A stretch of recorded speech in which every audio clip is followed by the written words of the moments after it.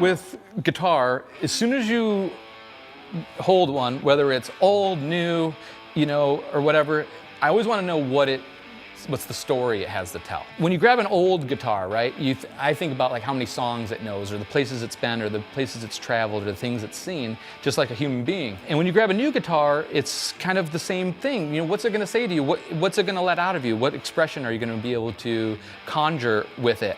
And that's the romance for me with playing guitar. Every time I play a guitar, it always feels home for me. It just is the one thing that I've known for a long time, and I'm very, very thankful that, these exist. Growing up in Detroit is, obviously that's Detroit Rock City. As a kid growing up, I had a very fruitful, I guess, palette to pick from. I wanted to obviously, be Ace Frehley and Angus Young and Randy Rhoads. Those were my three guys.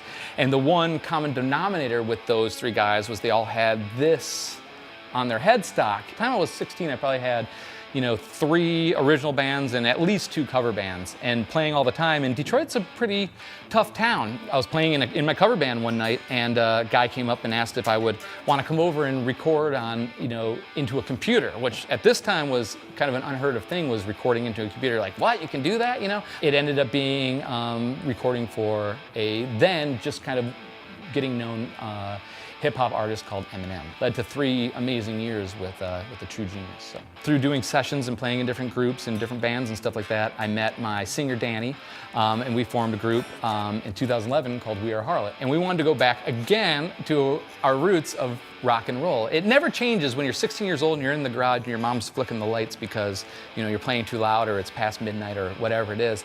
You always kind of want to go back to what is truly in your heart or in your soul or in your musical heart or soul. So we started Harlot and went back and said, we're going to do a 70s rock band in 2013. And it worked.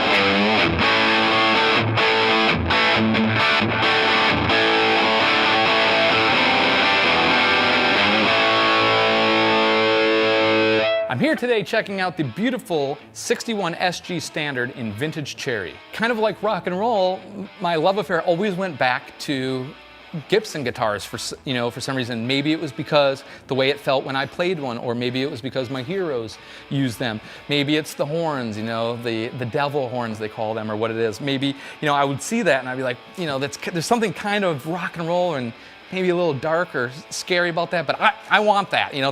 That as a kid enticed me. And then as I grew up, like to be able to access the higher frets and the lightweight and just the way it felt, and it resonates. You play a chord and it shakes, like I said, it shakes the whole guitar in your body, and you feel it hitting you in the ribs. And that whole thing with the Gibson SG worked for me.